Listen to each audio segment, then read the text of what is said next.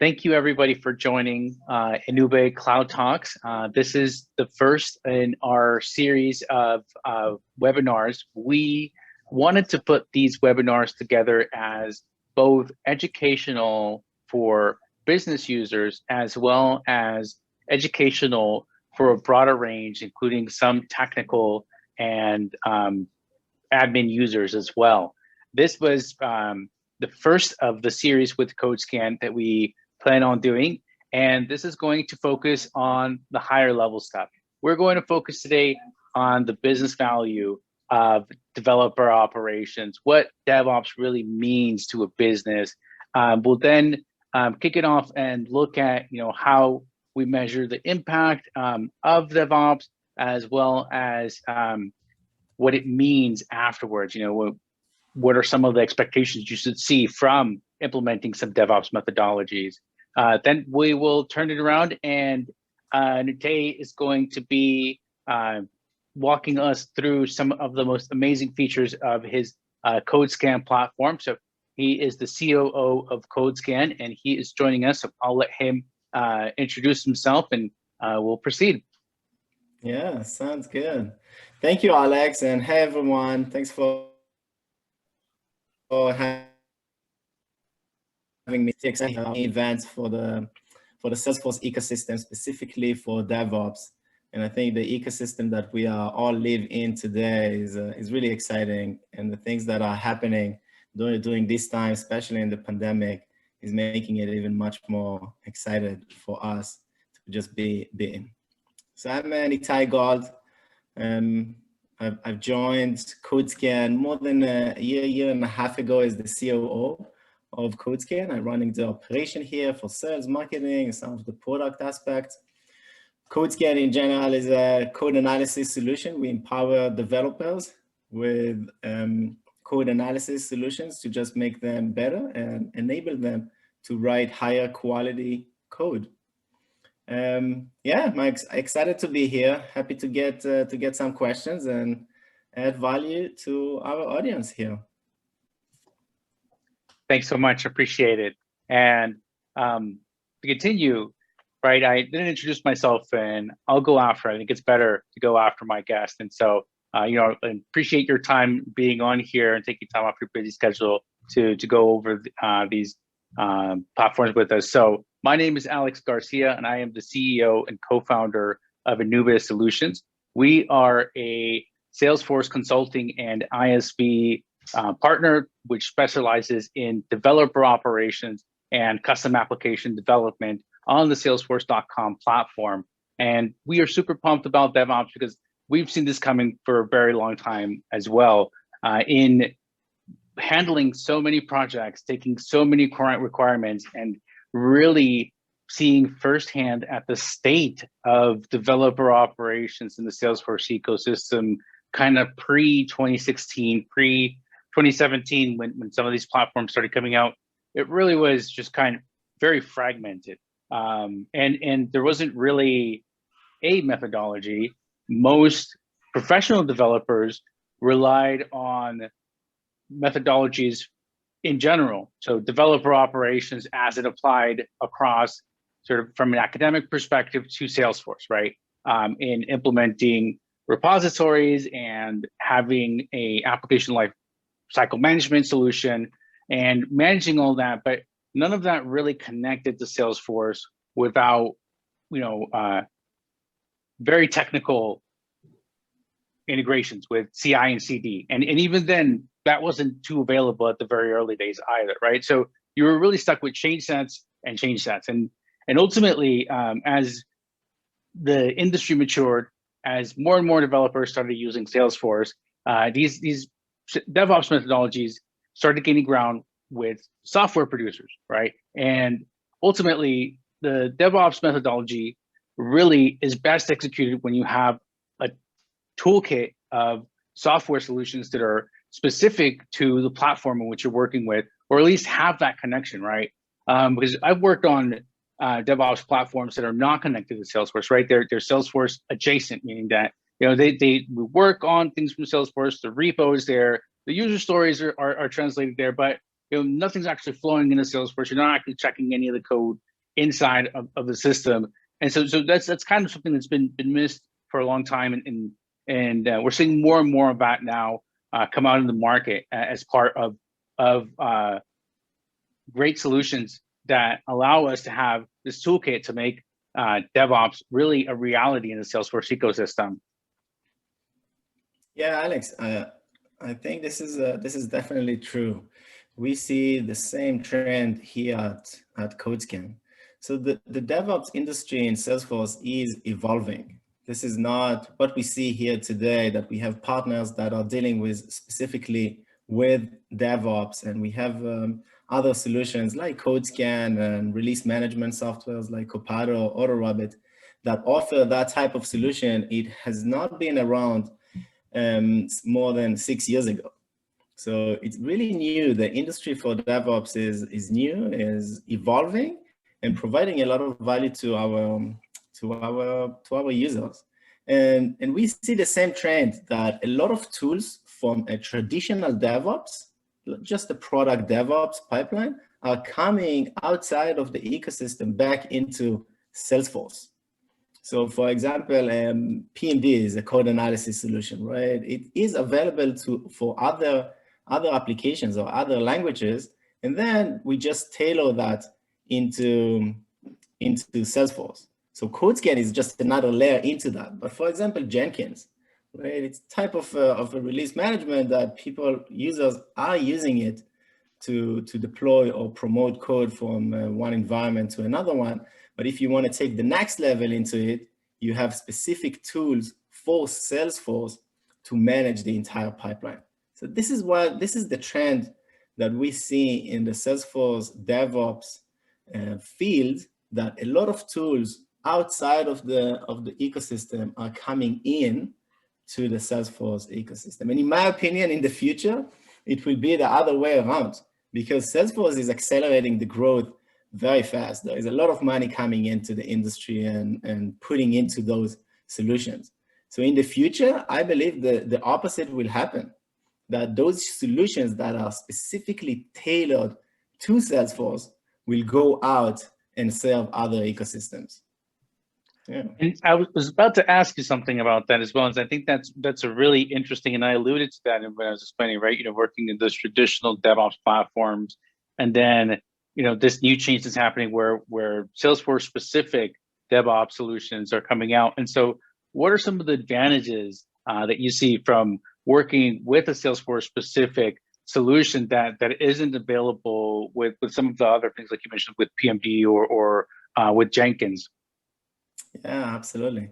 So I think I see Salesforce in a very similar way to Apple, right? They have their closed environment that if you want to step in, you can use some other tools that are out there. But if you really want to take the next level, you want to have something that is 100% specific for Salesforce. And this is true for the App Exchange. This is true to DevOps and all the pipeline that you manage there. So you can use PMD, you can use Jenkins, you can use those traditional things. But if you want to take the next level and make sure you are professional in Salesforce, you have to use those specific tools. And the main differences there is the language you use, how easy it is to promote code from one environment to another, the way the language is structured in Salesforce. The structure of Salesforce overall is completely different than other traditional product tools. So these are the main differences that I would see, that those tools that are available for Salesforce are just accelerating the growth of these companies.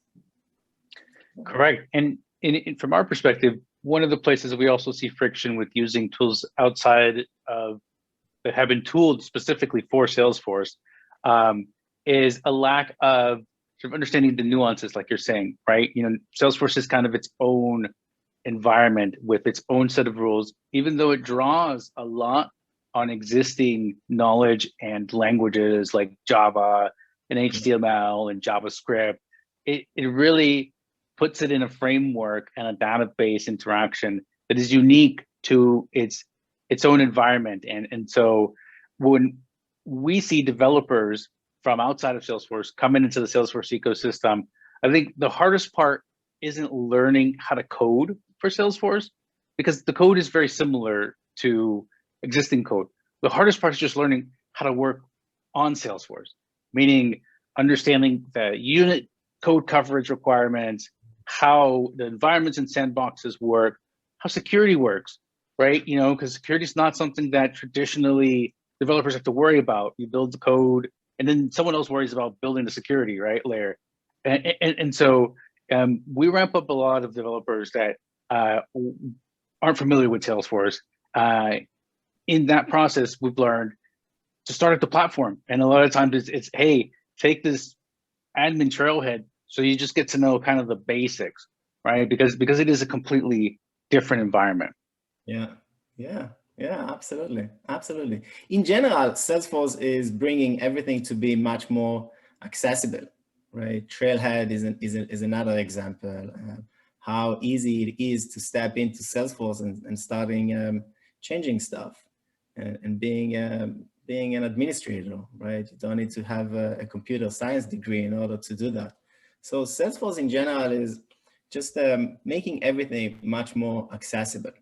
And this is their approach. And the other tools around it, for example, like CodeScan, just going with the flow and making sure that we promote that culture of making everything much more accessible.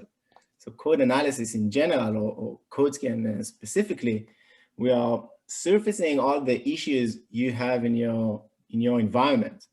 So before using code analysis, a lot of customers are claiming that they were not aware of all the issues they are putting into their environment.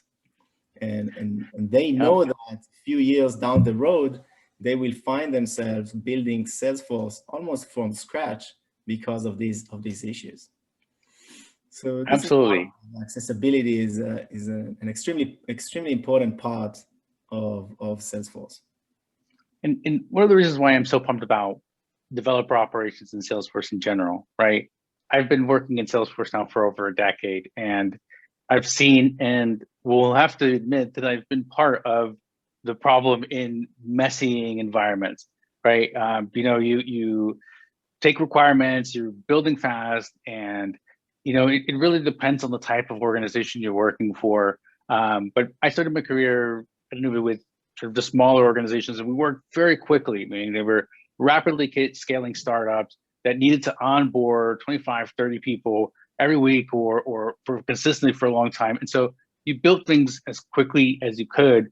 And you know, when looking back at that, I realized we didn't build things fast enough, one, and two, we could never catch up, right? And two, we put a lot of messy things into the system because we didn't have sort of these quality gates. We didn't have all of these perspectives on available to us easily, right? Where we can go and with clicks of a button nowadays, right? Run some of these scans or promote our development and features to higher level environments very easily, which we couldn't do back then. So you know, it's like move fast and get things done quickly. But you know, kind of wanted to talk about sort of how this has impacted businesses, right? Business people tend to stick in the numbers, and you know, it's good thinking about how what we do as technical people affect the numbers. Yeah. So you know, on the ROI of developer operations, the two biggest factors that I see in terms of measurable impact are quality and time to release, right? Is there anything that you think I'm missing there? Yeah, so Alex, this is a really good point. I think in general, DevOps are measured by these two items: the speed and how fast they help the developers or the development process to happen. And of course, it balanced it out with the quality, right? There is just a trade-off of how fast I can go without impacting the quality of the code that is going through. So a great DevOps team would maintain those two items, those two KPIs, and will be successful. But in order to be successful in these two things, you have to have the technology to do it. So when you are a company of 20, 30 people, that's fine. You can manage most of the things with change sets. You don't really care about the quality or security of your code because you are growing, and it will slow you down at that stage. But as you grow and you become 100 people company, or even more than that, or maybe 10,000 people company, that gets a completely different perspective, completely different.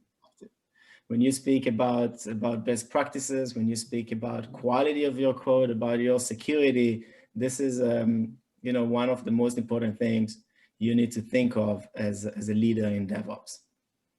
Yeah. I couldn't agree more. And impact to usability is huge when you're talking about that scale as well, because you're not just talking about a handful of people who are affected by a feature that has a bug that makes the business processing usable, right?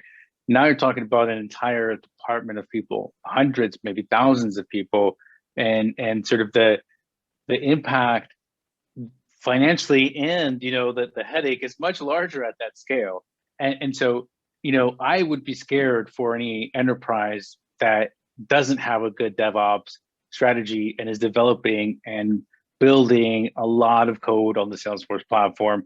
But we've seen when Salesforce becomes a business critical system, and there is so much information flowing through it on the enterprise level, mistakes cost so much more than they do when you're sort of a small company where everything can be managed, or even just a small department, right? Because sometimes you're entrepreneuring and you're working within a small team inside of a large organization, right? You can still kind of work within those dynamics. So, but really the time to release was the one that I was blown away the most by when implementing a DevOps methodology and practice at some of our client companies.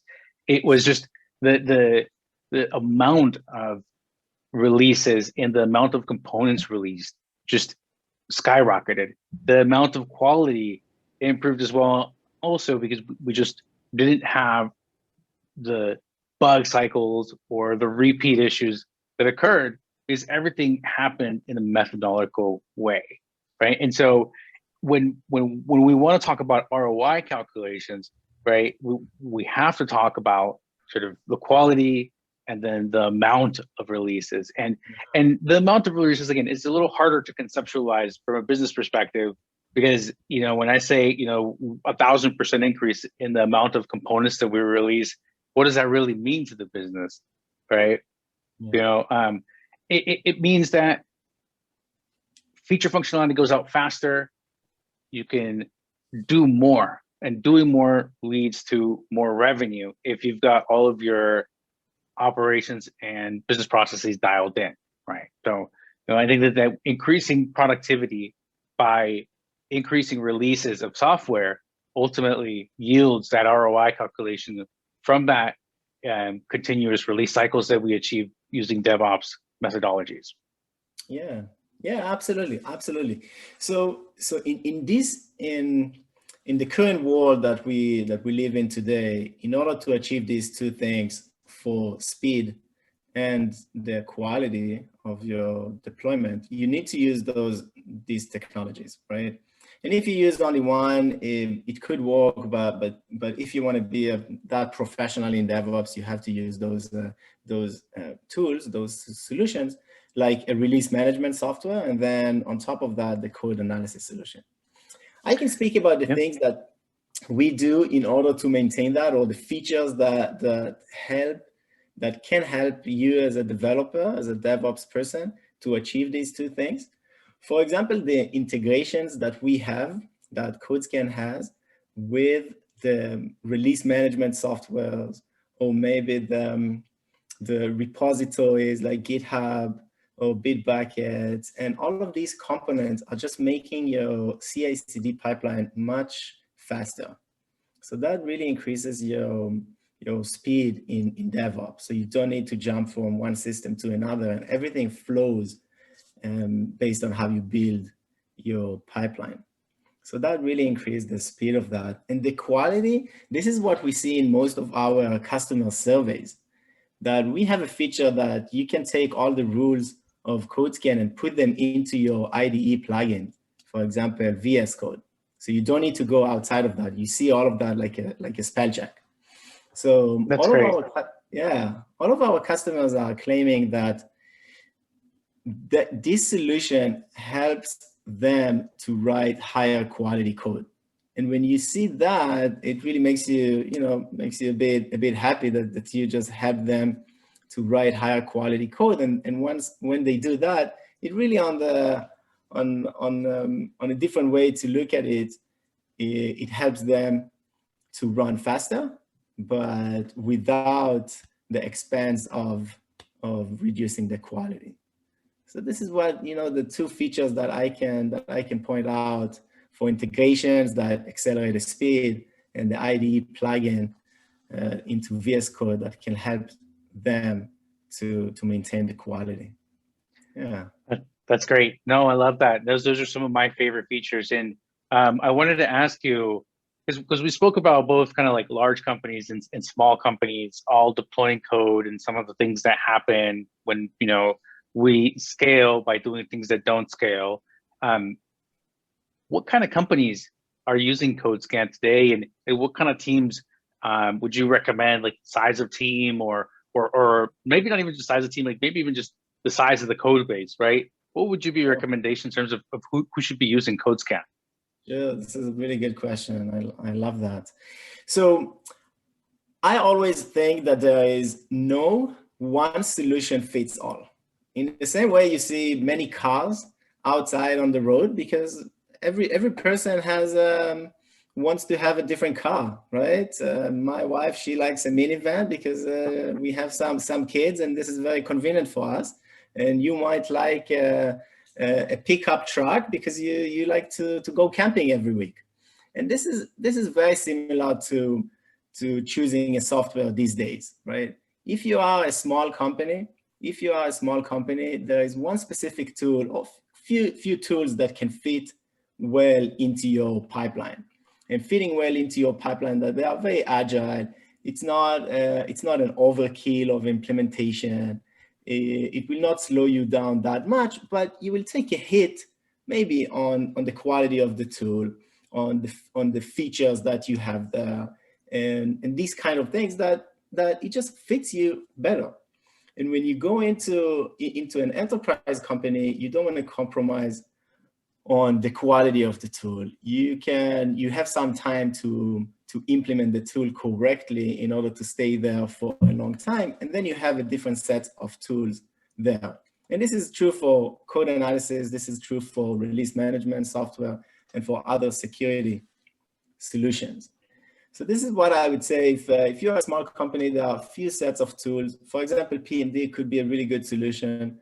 If 10 years ago, no one used a code analysis solution at any level, these days you see that everyone is using it, even if you are a 5-people company or 5,000 people company. So this makes sense. What we see today, that there is a tool for everyone out there. It's not necessarily CodeScan. CodeScan fits to a pretty good segment of customers, and we own that market. But I would just suggest to our audience to make sure they are using code analysis solutions or other release management or other solutions for DevOps, because there is a tool for everyone there. I couldn't disagree, or couldn't agree with you more. Sorry, couldn't agree with you more. I believe that there is a tool for not just for everyone, but also for every phase, right, of your own evolution. Specifically when looking at code and DevOps, you're absolutely right. I think for the smaller companies that aren't developing a lot, that maybe have, 500 lines of code in their Salesforce that's custom built, right? You're not talking about a huge amount of code. So they may benefit more from like the PMD and the other release management solutions out there. So when does it start to make sense then from a company size perspective, right? Does it mean having 1,000 people in the system, they're users? Does it mean having 5 developers? Or does it mean having 10,000 lines of code? Do you have any of those numbers to help guide us in understanding a little bit better? Sure, absolutely. So I wouldn't say this is about the size of the company necessarily, or maybe the lines of code you have in the system as a customer. I would say there are 2 metrics there. One is how much how much attention you put into your code for security and quality. It could be a five people company that is growing fast, but they want to make sure they see the future in Salesforce, and they want to make sure that they start today to maintain quality and security in their code. Because if you don't, it might be a disaster in a few years from now. And I led one of the largest implementation of Salesforce back in the days, more than 10 years ago in Israel. And we didn't have Copilot or AutoRabbit or these solutions. We didn't have any code analysis at that time. And we just had a bunch of developers writing code into our system. And we customized everything. And 2 years down the road, we couldn't even change a field in Salesforce. We couldn't enjoy any release that Salesforce put out because our system was so customized that we just had too much of technical debt that we just couldn't change anything. And 2 years after, we had to build the entire thing from scratch. And so I wouldn't say that it's just about the lines of code here or the size of the company, but it's how much attention you want to put into quality and security of your code. That's the main thing. That makes a lot of sense, and I appreciate you saying that. As I think we've all been there when we've had to do rebuild, and it brings a really interesting point that we all talk about in DevOps. And I know that I have some, and I've got some hidden in the closet somewhere, and that's technical debt, right? Yeah. And that's things that we've done to get things done in order to move on. But if we didn't do it, maybe to the best of what's available, right? For whatever reason, whether that's time constraint, resource constraint, knowledge constraint, we need to own up to our mistakes. We pay our technical debt down. And what I love about platforms like CodeScan is it makes the technical debt payments a little easier, right? Meaning that if in your example, right, you're an organization, had a huge implementation, decided to go all custom, super custom business process, maybe even in regulated industries that they needed to have things that were custom, right? Applying CodeScan a year later may have helped you solve maybe some of those, maybe not have to re-implement the whole thing, or maybe even at the beginning, right? Applying it at some point before you had to re-implement it may have helped with that technical debt. And we saw it at Ennube as well, or just recently when we started using CodeScan for some of our ISV products, and it wasn't that it wasn't working, it wasn't that it was not right, it was that it had just been developed for so long that there were, some of the measures were not at the A level that we expect it to be, right? So we were kind of blown away by just being able to see that debt in a visual place and understand the magnitude of what we're facing, right? Especially for implementations where you haven't had DevOps traditionally and you're going into a large code environment, right? I think this is one of the tools that we use as a flashlight. Say, okay, how do we shed some light into this in a way in which I don't have to spend 40 hours reviewing thousands of lines of code? Yeah, exactly. Yeah, this is exactly that. These are the 2 points. We have when you bring CodeScan in, it really surfaces all the issues you have in your system. Sometimes it could be too overwhelming for a customer that they're saying, "Oh my God, we have a lot of issues." But on the other hand, it just gives you the ability to choose which one you want to attack first, right?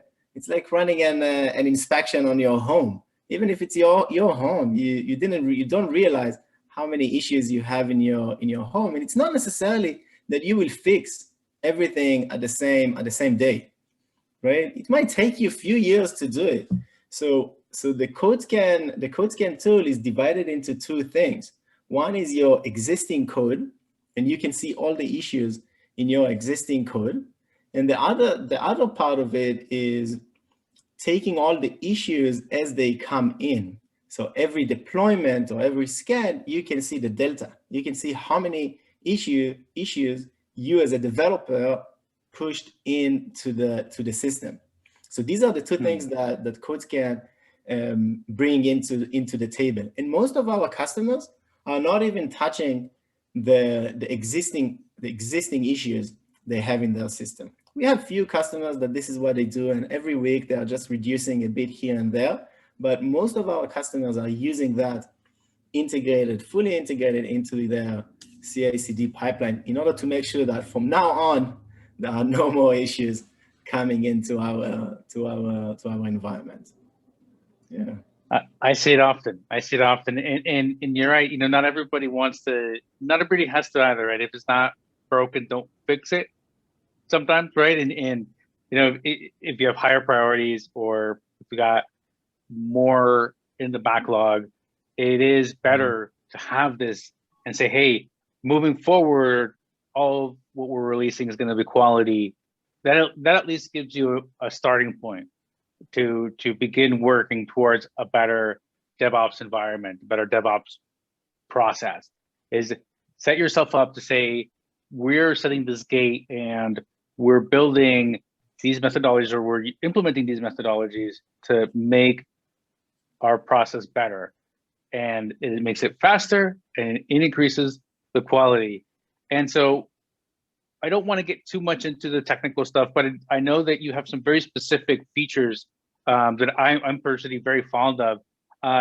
So what are your features called, just for the audience here, so that everybody knows what we're talking about when we're talking about bug scanning and quality of the code?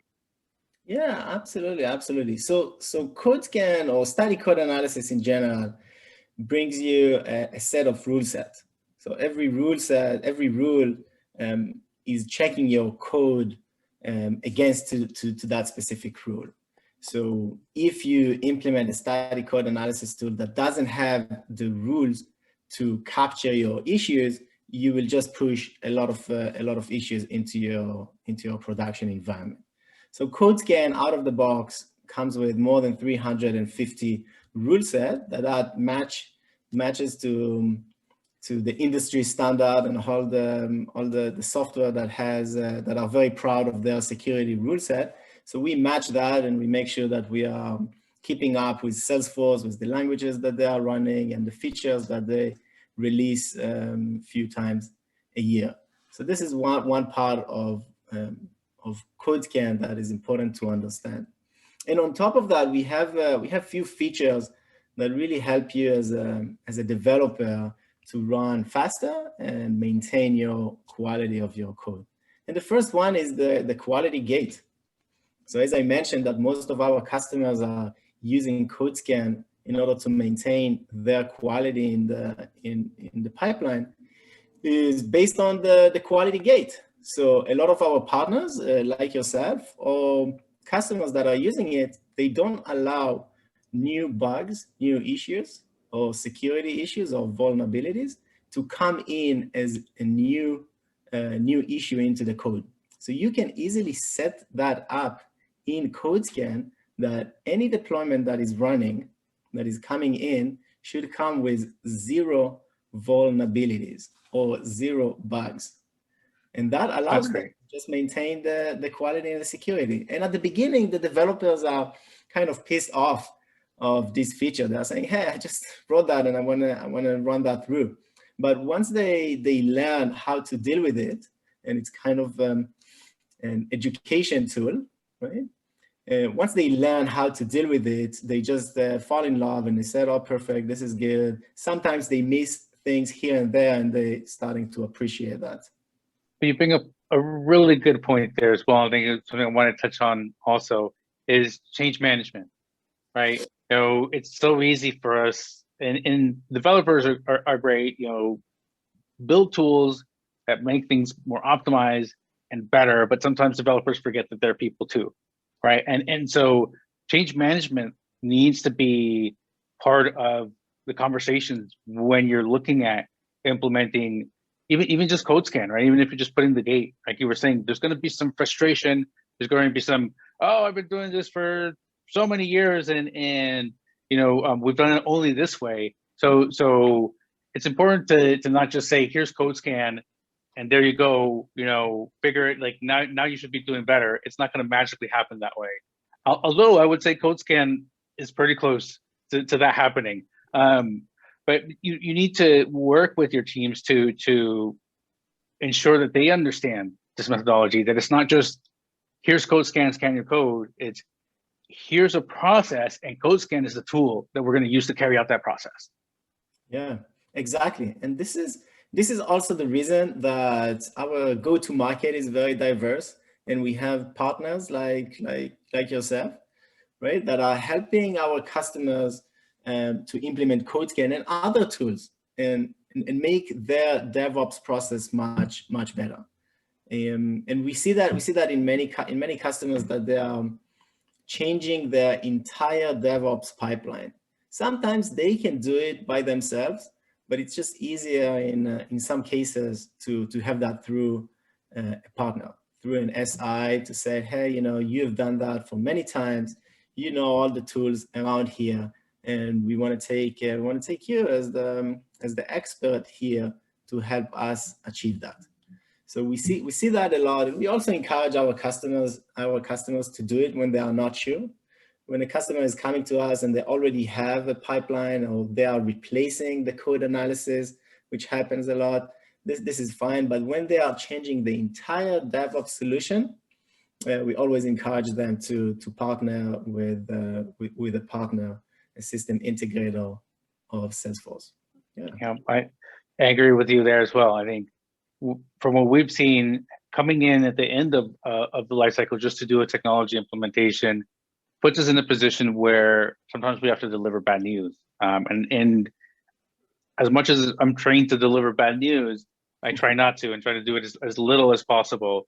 And that's because we'll come in to pick up where someone else left off, and we've got just this, like I'm saying, massive amount of technical debt just kind of looming there. And so, we come in to really draw the line in the sand sometimes and say, hey, this is the process, and here are the best practices, right? Here are the trainings, the video conversations. Now, in the days of today, usually we can host trainings in person as well. And here's how we have found success, and how clients in your industry has found success as well, right? Is I think it varies by industry. I think that's a super important key takeaway when thinking about an SI also, is in some industries, and I'm thinking financial services and healthcare and life sciences with PII and PHI, the process of access and security and structuring your pipeline is a little bit different than if you're an organization that doesn't have regulated requirements for their IT systems. So, I would caution and say, SIs are great. We're an SI. We love being an SI. But work with an SI that has the industry knowledge to properly set up your DevOps process. Like you were saying, it's a change in, if you're doing a change in the entire way in which you're developing software, it is best to work with someone who's done that kind of job before, because it is a lot. We're mentioning this is just scratching the surface. And what we hope to accomplish at Ennube Cloud Talks is, with this DevOps 101 series, introduce you to the platforms that are leading the wave in DevOps today, and allowing developer teams and development operations to be the best selves. So we look forward to continuing this series. We're almost out of time, so I want to make sure we have time for questions from the audience here. So I'm going to check here and see we have any questions that we can answer for the last 5 minutes?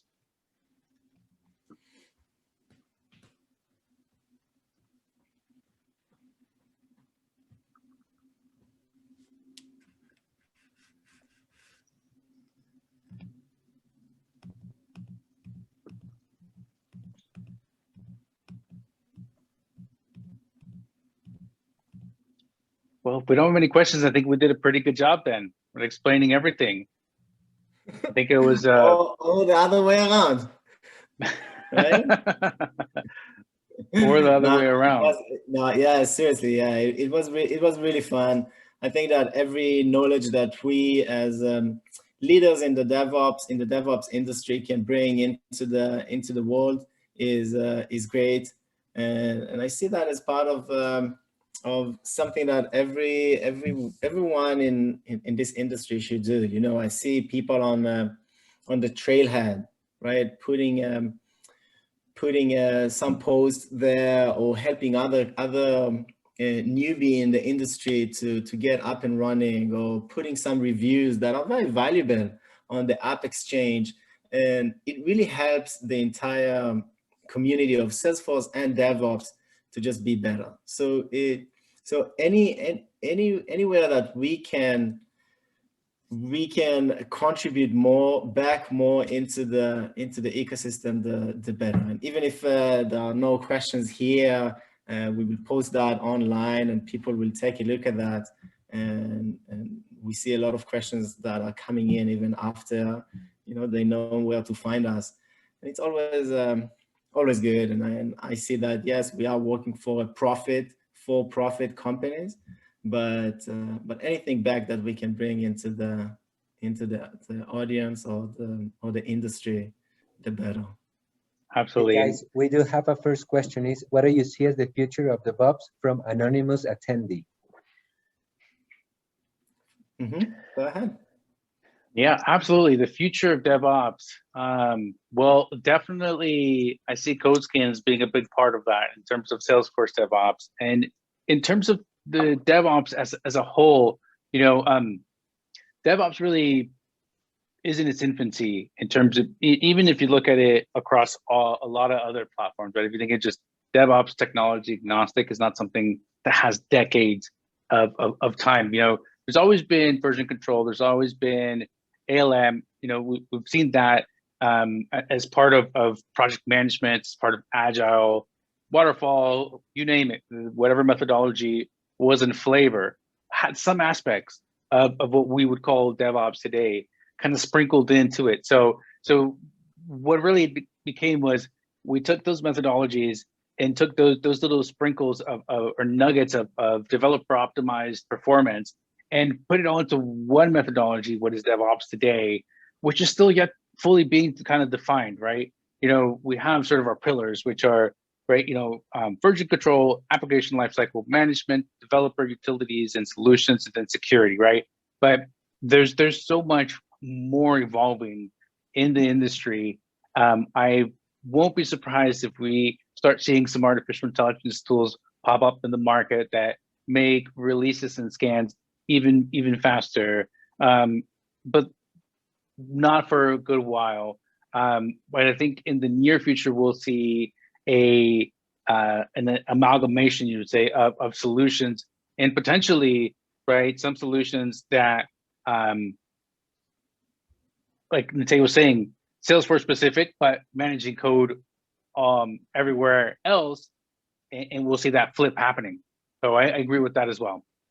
Yeah, absolutely. I will just add to that Salesforce in general, they are trying to make everything much more accessible to everyone. So in the same way that you know, bringing it's relatively easy to step in, to be an administrator and take that forward, it will be easier to get into a developer position and make everything much easier because of the technology that Salesforce offers.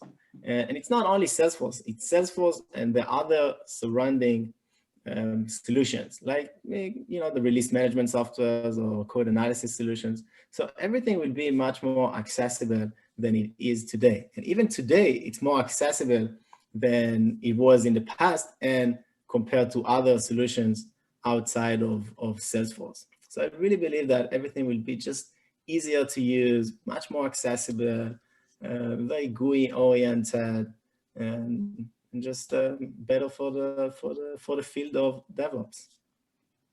Agree. Well, I think that about wraps up our time.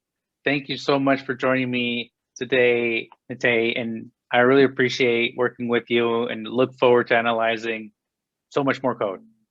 Good. Same here, Alex. Thank you so much for inviting us, and looking forward to our next session sometimes in the future.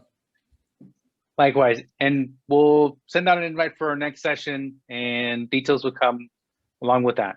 Thank you, everyone, and thank you for joining us. Cool. Thanks.